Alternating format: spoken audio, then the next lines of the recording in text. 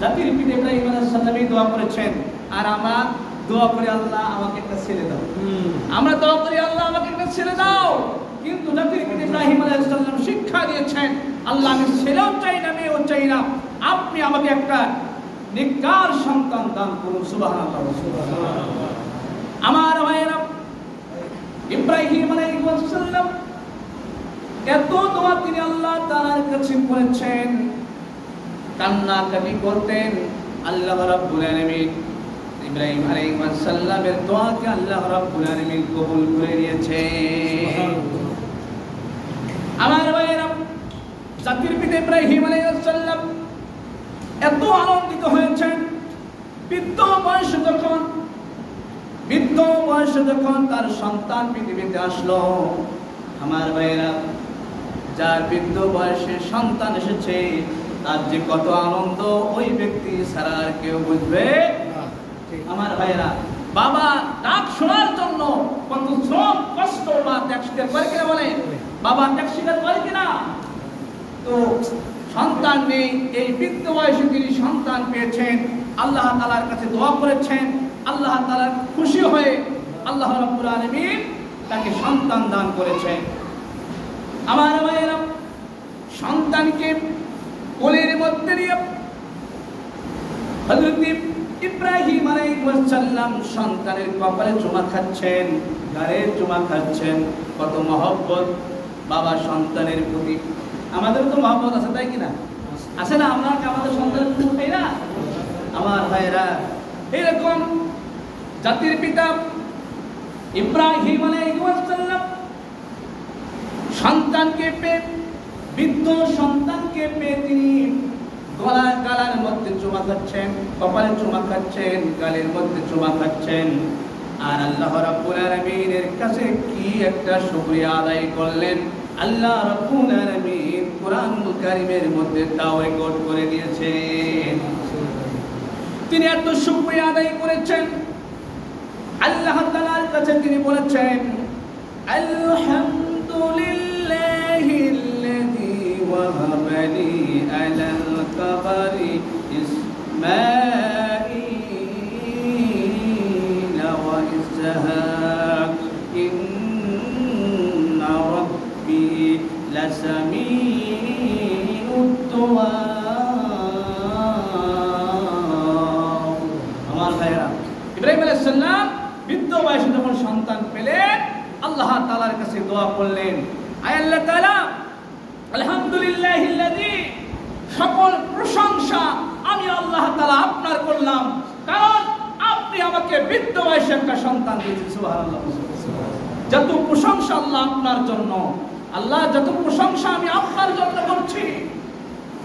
এই বৃদ্ধ বয়সে আপনি আমাকে ইসমাঈল এবং ইসহাককে দান করেছেন, এবং আল্লাহ আপনি যে আমার দোয়া কবুল করেছেন, আল্লাহ আপনি আমার দোয়া শুনেছেন এবং কবুল করেছেন।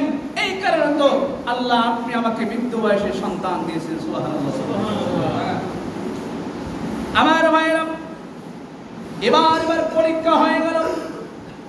ইব্রাহিমকে বলা হলো, ইব্রাহিম রে, তুমি সন্তান চেয়েছো, বৃদ্ধ বয়সে আমি আল্লাহ তাআলা তোমার সন্তান দিয়েছি। তুমি সন্তানের সন্তান পাওয়ার পরে তুমি শুকরিয়া আদায় করেছো। ও ইব্রাহিম, শোনো, এবার আমি তোমার পরীক্ষা নেব। তোমার ভালোবাসার আদরের টুকরা, নয়নের মণি, কলিজার টুকরাকে তোমার কাজ হলো মক্কা নগরীতে মরুভূমির মধ্যে তুমি রেখে আসবা। আল্লাহ তাআলা কি পরীক্ষা বানিয়েছেন? এদিকে বৃদ্ধ বয়সে সন্তান দিলেন, আবার তিনি আল্লাহ তাআলা পরীক্ষা নিচ্ছেন। আমার ভাইয়েরা, তিনি তো খলিলুল্লাহ, আল্লাহর নবী। এই কথা যখন শুনলেন, আমার ভাইয়েরা, ইসমাঈল আলাইহিস সালামকে সহ, তার স্ত্রীকে হাজরাকে সহ মরুভূমির ভেতরে আমার ভাইয়েরা মক্কা নগরীতে রেখে আসলেন। আপনারা সব ঘটনা জানেন কিনা? এদিকে যাচ্ছি না, সংক্ষিপ্ত আলোচনা নিচ্ছি। মক্কা নগরীতে যখন রেখে আসলেন, আমার ভাইয়েরা, ইসমাঈল আলাইহিস সালাম দিন যায় ইসমাঈল আলাইহিস সালাম বড় হতে শুরু হলেন। তিনি ময়দানের ভিতরে দৌড়াদৌড়ি করা শুরু করলেন। দিন যাচ্ছে, ইসমাইল আলাইহিস সালাম বড় হলেন। যতদিন যায় ইসমাইল আলাইহিস সালাম বড় হয়, আমার ভাইরা বাবার ভালোবাসা আল্লাহ রাব্বুল আলামিন ইসমাইলের অন্তরে পয়দা করে দিয়েছেন। সুবহানাল্লাহ। তিনি তো বাবাকে ছোট্টবেলায় দেখেছেন, আর তিনি বড় হলে আল্লাহ তাআলা তার বাবার ভালোবাসা হযরত ইসমাইল আলাইহিস সালামের অন্তরে পয়দা করে দিলেন। এবার যখন ইব্রাহিম আলাইহিস সালামকে বলা হলো, ও ইব্রাহিম, তোমার কাজ হলো এবার তোমার সন্তানের কাছে তুমি যাও। সন্তানের কাছে যাবা, সন্তানের কাছে যা কি তুমি বলবা, আল্লাহ রাব্বুল আলামিন তাও জানিয়ে দিয়েছেন কুরআনুল কারীমের ভিতরে। আল্লাহ রাব্বুল আলামিন বলেন, ও ইসমাইল, ইসমাইলের কাছে যখন তুমি যাবা, যাওয়ার পরে তুমি ইসমাইলকে বলবা। ইব্রাহিম আলাইহিস সালাম এবার বললেন, ও আমার কলিজার টুকরা বাবা শোনো, ইয়া বুনাইয়া, ও আমার কলিজার টুকরা নয়নের মণি, ও আমার বাবা শোনো, ইন্নী আরা ফিল মানাম, আমি স্বপ্নে দেখেছি, আমি স্বপ্নে দেখেছি। কি স্বপ্নে দেখেছেন বাবা? এবার ইসমাইল আলাইহিস সালাম বলছেন, ইন্নী আযবাহুকা, বাবারে আমি স্বপ্ন দেখলাম তোমাকে জবাই করব, তোমাকে জবাই করতে হবে। ফানজুর, তুমি এবার চিন্তা করে দেখো, মা তারা, তোমার মত কি? আমার ভাইরা এবার পর্যন্ত ছোট্টবেলায় ইসমাইলকে রেখে এসেছেন, যখন বড় হয়েছেন এবার ইব্রাহিম যা বলছেন, বাবা আমি স্বপ্নে দেখলাম তোমাকে জবাই করব। এই কথা যদি বলে সন্তান তো ওই সময় বলার দরকার ছিল, আপনি আমাদেরকে মরুভূমির ভেতরে রেখেছেন, কোনদিন আসলেন না, ছোট্টবেলায় মরুভূমির ভেতরে রেখে গেলেন, আর আমি বড় হলাম, আম্মা জান এখানে থাকলো, কোনো খোঁজ খবর নিলেন না। আজকে বড় হতে না হতে আপনি আমাকে জবাই করতেন এসেছেন, এই কথা বলতেন না? কিন্তু ইসমাইল আলাইহিস সালাম এই কথা বলেননি। কেন বলেননি? আমার ভাইরা, তিনি বলবেন কেমনে? তিনি তো জানেন তিনি খলিলুল্লাহর পুত্র, তিনি ইসমাইল আলাইহিস সালাম, তিনিও ছিলেন আল্লাহর পয়গম্বর। সুবহানাল্লাহ। তিনি এবার বলছেন তার বাবাকে, আব্বা জান শুনুন, আপনি চিন্তা করবেন না, টেনশন করবেন না, আব্বা জান শুনুন, মা তুমিরু, আপনি আমাকে যা আদেশ করেছেন তা করে ফেলুন। আব্বা জান, আপনি যা আমাকে আদেশ করেছেন তাই করে ফেলুন। তাসাজিদুনি, আপনি আমাকে পাবেন। তারপরে বলছেন ইনশাআল্লাহ, আল্লাহ চাইতে অবশ্যই মিনাস সাবিরিন, ধৈর্যশীলদের সঙ্গে আপনি পাবেন। আব্বা জান, আপনি স্বপ্নে দেখেছেন ইসমাইলকে আপনি জবাই করবেন। আব্বা জান শুনুন, আপনি অবশ্যই আপনি পাবেন। আপনার রবের হুকুম আপনি পালন করবেন, আপনি আমাকে জবাই করবেন, আপনি আমাকে পাবেন ইনশাআল্লাহ। আল্লাহ যদি চায় মিনাস সাবিরিন, ধৈর্যশীলদের সঙ্গে আপনি আমাকে পাবেন। সুবহানাল্লাহ। আমার ভাইরা, কিন্তু ইব্রাহিম আলাইহিস সালাম কিন্তু তার পিতাকে, তার সন্তানকে ইসমাইলকে বলে নাই যে আমি স্বপ্নে দেখেছি, আল্লাহ বলেছেন, এই কথা কিন্তু বলে নাই। তিনি বলেছেন আমি স্বপ্নে দেখেছি। নবীদের স্বপ্ন ওই হয়। ইসমাইল আলাইহিস সালাম বুঝতে পেরেছেন আমার বাবার স্বপ্ন ওই, আমার বাবা একজন নবী, আমার বাবার কথা কোনোদিন মিথ্যা হতে পারে? আমার ভাইরা, কত ত্যাগ স্বীকার তারা করেছেন, ইসলামের জন্য কত ত্যাগ স্বীকার করেছেন। আমার ভাইরা, আল্লাহ রাব্বুল আলামিন তাদের পরীক্ষা নিচ্ছেন, এত পরীক্ষা নিচ্ছেন, সব পরীক্ষায় ইসমাইল আলাইহিস সালাম, ইব্রাহিম আলাইহিস সালাম পাস করা শুরু করেছেন। আমার ভাইরা, আল্লাহ রাব্বুল আলামিন বলেছেন ইব্রাহিম আলাইহিস সালাম যখন তার সন্তানকে উপর করে শোয়ালেন, আল্লাহ রাব্বুল আলামিন ডাক দিয়ে বললেন ইব্রাহিম, আল্লাহ পাক এবার ডাক দিচ্ছেন ইব্রাহিম, ও ইব্রাহিম শোনো, পরীক্ষায় পাশ করেছো আর তোমরা সৎ কর্মশীলের প্রতি অনুরোধ রেখেছ, প্রতিদান দিয়েছ, আমি আল্লাহ তাআলা তোমার পরীক্ষাকে কবুল আর মঞ্জুর করেছি। সুবহানাল্লাহ বলেন। শুধু তাই নয়, আল্লাহ রাব্বুল আলামিন যখন ইব্রাহিম আলাইহিস সালামকে জবাই করবেন, আল্লাহ রাব্বুল আলামিন তার পরীক্ষা তো পাশ হয়ে গেল, ইব্রাহিমের পরিবর্তে আল্লাহ রাব্বুল আলামিন একটা দুম্বা দিয়েছেন। সুবহানাল্লাহ বলেন।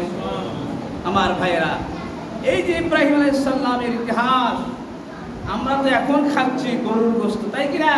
কুরবানি আনবে, আমরা তো গরুর গোশত খাবো, কিন্তু এখানে ইসমাঈল আলাইহিস সালাম ত্যাগ শিকার আছে। আমার ভাইয়েরা, ইব্রাহিম আলাইহিস সালাম তার সন্তানকে যা বলেছেন, আদেশ করেছেন, সঙ্গে সঙ্গে তার সন্তান মেনে নিয়েছে। এইরকম আপনার সন্তানকেও আপনি তৈরি করতে হবে। কেন? ইব্রাহিম আলাইহিস সালাম তার সন্তানকে যা বলেছেন তাই মেনেছে। এরকম সন্তান আমাদের ঘরে ঘরে তৈরি করা দরকার আছে কিনা বলেন তো? আছে আছে? আপনারা বলুন, আছে কি? আমার ভাইয়েরা, এই সুন্দর এইভাবে আমাদের সন্তানকে ত্যাগ স্বীকার করাতে হবে, ভালো কথা বুঝাইতে হবে, সুন্দর কথা বুঝাইতে হবে, নামাজের কথা বলতে হবে, অন্যায় কাজ যদি সন্তান করে তাকে বুঝাইয়া দিতে হবে, অভিশাপ দেওয়া যাবে না, ভালো কাজের জন্য তাকে উৎসর্গ করতে হবে, ভালো কাজের জন্য তাকে বলতে হবে, অন্যায় কাজটাকে তাকে বাধা দিতে হবে। পিতা হয়ে এই কাজগুলো করার দরকার আছে। আমার ভাই, আপনার সন্তান বা হাতে পানি খাচ্ছে, আপনি দেখেছেন, সঙ্গে সঙ্গে বলবেন, বাবা বা হাতে পানি খাওয়া যায় না, তুমি ডান হাতে পানি খাও। এই কথাটাও অনেক পিতা মাতা বলে না। আমার ভাইয়েরা, সংক্ষিপ্ত নিচ্ছে আলোচনা।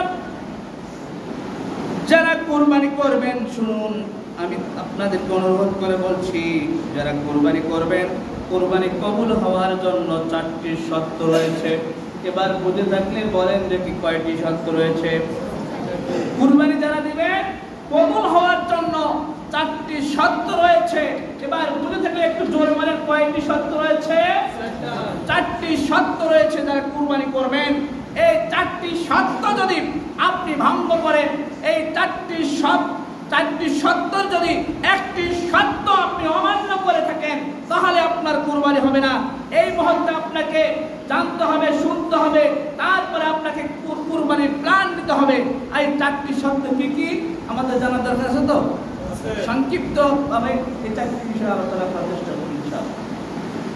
আমার ভাইরা, 1 নম্বর হলো বিশুদ্ধ নিয়াত। আপনার নিয়াতটা সহি করতে হবে, এই নিয়াত ঠিক করতে হবে। বুখারীর হাদিস, বিশ্বনবী সাল্লাল্লাহু আলাইহি ওয়াসাল্লাম বলেছেন, ইন্নামা আমালু বিনিয়াত। এই নিয়াতের উপরে আপনার সব কাজ হবে। আমার ভাইরা, আপনি নিয়াত আপনার সহি করতে হবে। 1 নম্বরে আপনাকে নিয়াত কি করতে হবে? সহি করতে হবে। 2 নম্বরে ইখলাসের সাথে আপনাকে কুরবানি দিতে হবে। ইখলাসের সাথে আপনাকে কুরবানি দিতে হবে। মানুষ দেখানোর জন্য যদি কুরবানি না হয়, আমার ভাইরা, কার জন্য হবে কুরবানি? আল্লাহর জন্য। কার জন্য হবে? জোরে বলেন, কার জন্য হবে? আল্লাহ তাআলার জন্য কুরবানি আপনাকে করতে হবে। আল্লাহ রাব্বুল আলামিন বলেন, কুল ইন্নাস সালাতি ওয়া নুসুকি ওয়া মাহইয়ায়া ওয়া মামাতি লিল্লাহি রাব্বিল আলামিন। কুল ইন্নাস সালাতি, নিশ্চয় আমার সালাত, ওয়া নুসুকি আমার কুরবানি, ওয়া মাহইয়ায়া আমার জীবন, ওয়া মামাতি আমার মরণ, লিল্লাহি রাব্বিল আলামিন, সব কিছু হবে কার জন্য? আল্লাহ পাকের জন্য। যদি আল্লাহ পাকের জন্য না হয়, আপনার কুরবানি কশিন কালো আল্লাহ তাআলা গ্রহণ করবে। 3 নম্বর ভাইরা, আমি আপনাদের বোঝাতে যাচ্ছি, শরিয়াত সম্মত হতে হবে। শরিয়াত সম্মত বলতে আমার ভাইরা শুনুন, শরিয়াতে নির্ধারিত দিনে আপনাকে কুরবানি করতে হবে। কুরবানি করতে হবে, আপনি ঈদের নামাজ, মাঠের নামাজ পড়বেন, তারপরে যা কুরবানি করবেন। আপনি মাঠের নামাজের আগে যদি আপনি কুরবানি করেন, তাহলে আপনার কুরবানি আল্লাহ তাআলা কবুল করবে না। কিন্তু আপনি গোশত খাইতে পারবেন, গোশত খাওয়া যায়, আছে, কোনো সমস্যা নাই, কিন্তু কুরবানি হবে না। 4 নম্বরে তাকওয়ার ভিত্তিতে কুরবানি আপনাকে করতে হবে। তাকওয়া শব্দের অর্থ আল্লাহ তাআলাকে ভয় করা। এই তাকওয়ার ভিত্তিতে আপনাকে কুরবানি করতে হবে। আমার ভাইয়েরা, আল্লাহ রাব্বুল আলামিন বলেন, ও পৃথিবীর মানুষেরা শোনো, তোমরা যদি তাকওয়া অর্জন না করো, আমাকে ভয় না করো, পৃথিবীতে তুমি যত ভালো কাজ করো না কেন, নামাজ পড়েছ, হজ করেছ, যাকাত দিয়েছ, ভালো কাজ করেছ, পৃথিবীতে সব কাজ করেছ, আর যদি তোমার ভেতরে আমার আল্লাহর ভয় না থাকে, আমি আল্লাহ তাআলা কোনো ইবাদত গ্রহণ করব না। আল্লাহ রাব্বুল আলামিন জানিয়ে দিচ্ছেন, সেই কথাই বলছেন ৫ নম্বর সূরা মায়েদা ২৭ নম্বর আয়াত। আল্লাহ রাব্বুল আলামিন বলেন, ইন্নামা ইয়াতাকাব্বালুল্লাহু মিনাল মুত্তাকিন। আল্লাহ তাআলা বলেন, এই মুত্তাকিদের থেকে আমি আল্লাহ তাআলা সমস্ত দিনগুলো ভালো কাজগুলো কবুল করি। সুবহানাল্লাহ বলেন। মুত্তাকি কারা? যারাই ভালো কাজ করবে তারাই তো হলো মুত্তাকি। ওয়াতাকলিল মুত্তাকিন, আর মুত্তাকি বান্দাদের জন্য আল্লাহ তাআলা বলেন, আতুহাস সামাওয়াতি ওয়াল আরদ, আসমান আর জমিন এত বড় জান্নাত দেব কাদের জন্য? যারা হবে মুত্তাকি। আমার ভাইরা, মুত্তাকি বান্দা হওয়ার দরকার আছে আমাদের। তাহলে মুত্তাকি বান্দা যদি আমরা হতে পারি, আল্লাহ তাআলা জান্নাতও দিবেন এবং আমাদের কুরবানি আল্লাহ তাআলা কবুল করবেন। আমার ভাইরা, আসুন না এই 4টি শর্ত মেনে আমরা কুরবানি দেব। আরেকটা বিষয় হলো, আমরা তো আল্লাহ সন্তুষ্টির জন্য, আল্লাহকে ভয় করে, আল্লাহকে খুশি করে আমরা কুরবানি দেব। আল্লাহকে আমরা ভয় করি, কিন্তু অনেকে আছে গরু কিনতে যাইয়া দেখবে এই গরুটা 50,000 60,000 টাকা হবে, তার আগে আমরা গোশতই মাপবো কয় কেজি গোশত হয়, আমরা গোশত হিসেবে টাকা দিয়ে ক্রয় করব। ভাই খবরদার, এইগুলো যদি আপনাদের ভেতরে না থাকে, কারণ এইগুলো থাকলে আপনার সর্বপ্রথম শয়তান আপনার মাথার মধ্যে ঢোকা দিয়েছে। আপনারা বুঝতে পারছেন?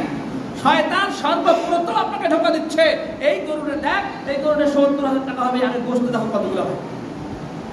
এই গোশত মাপার পরে আপনি এই সিস্টেমে আপনি ক্রয় করবেন। ভাই না, এইভাবে ক্রয় করবেন আল্লাহর সন্তুষ্টির জন্য।